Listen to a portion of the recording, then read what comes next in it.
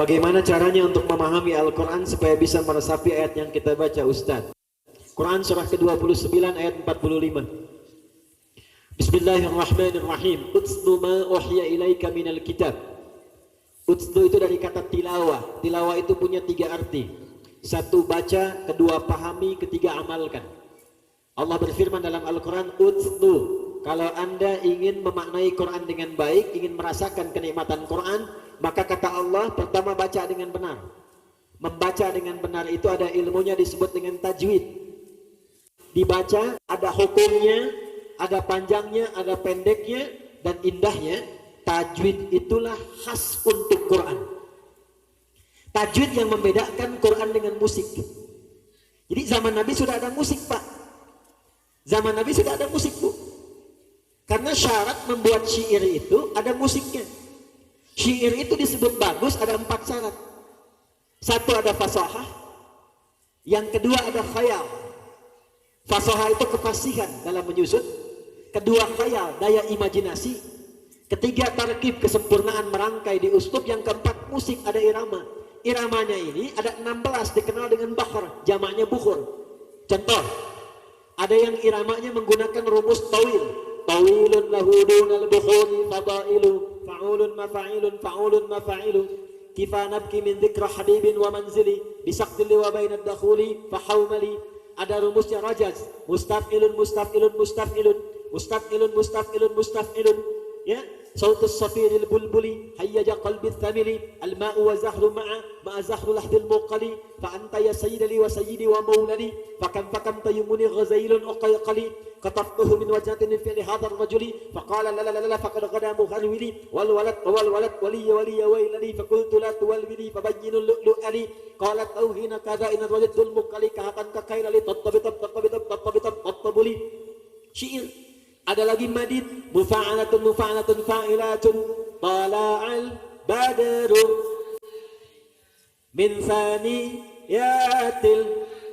Itu rumusnya madid. Itu lagu. Asalnya syair. Nanti itu di masa Islam diislamkan, dijadikan yang bermanfaat, berubah menjadi nazam.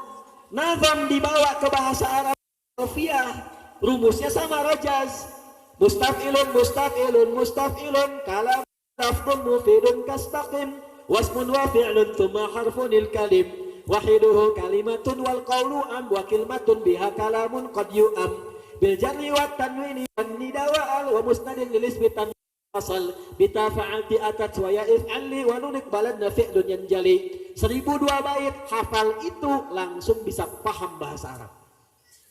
Nah, orang Islamnya meninggalkan itu, maka teorinya diambil oleh Barat, maka jadi notasi. Ke Persia menjadilah apa? Dal ro mim fa sod lam sil dal, diserap jadi do re mi fa sol la si do.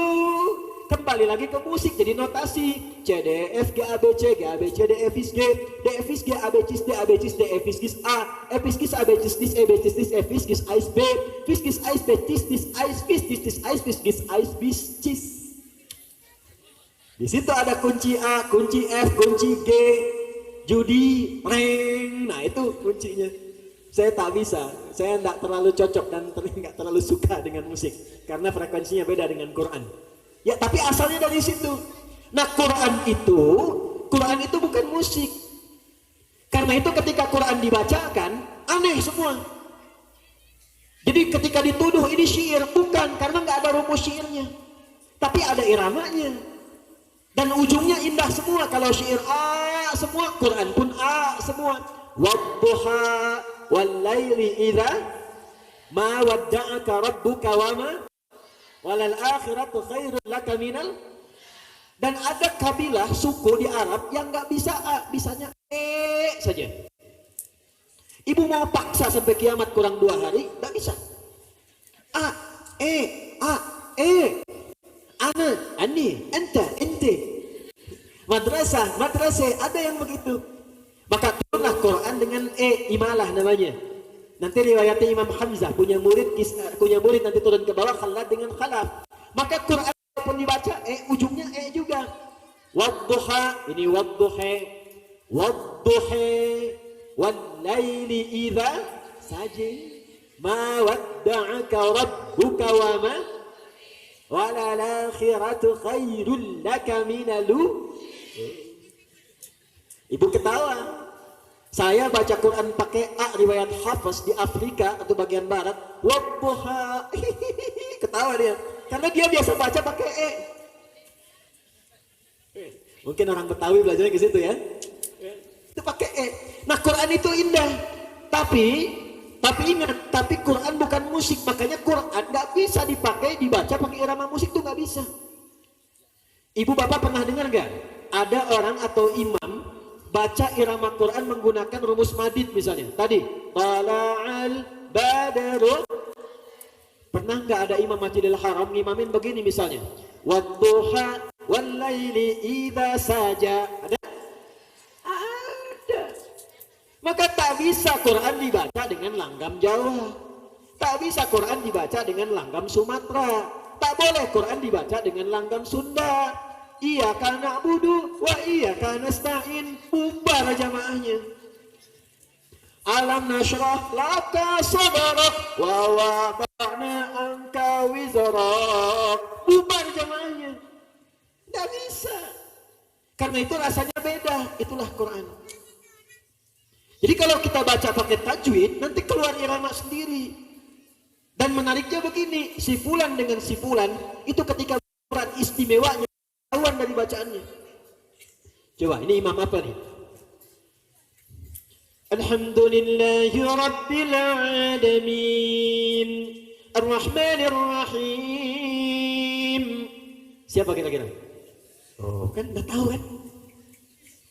Kalau dibaca pakai tajwid, itu punya beda sendiri. Misyair Rasid begini, Al-Affasi begini, Al-Ausi begini, ya, Suraim begini, Sudes begini.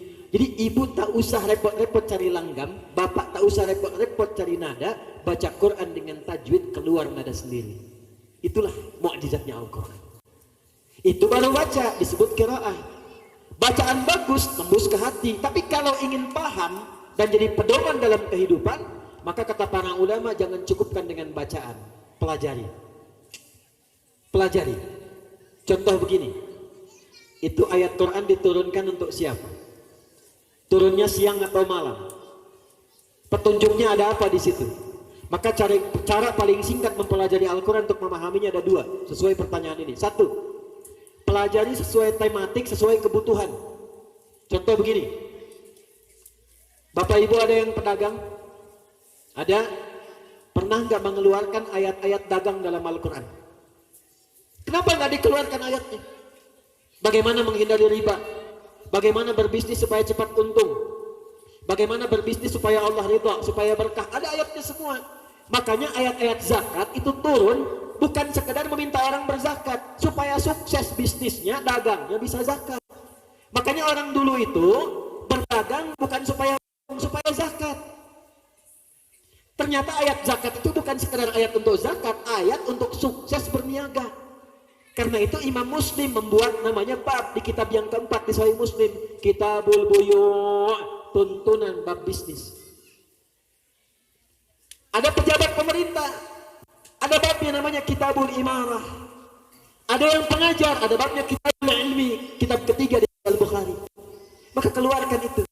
Yang pokok kita keluarkan ayat tentang salat, ayat tentang puasa. Nanti apa yang kita kerjakan keluarkan. Sehingga Quran itu dinikmati dengan pekerjaan. Tak terasa kita mengamalkan Quran dengan mengkaji Qurannya.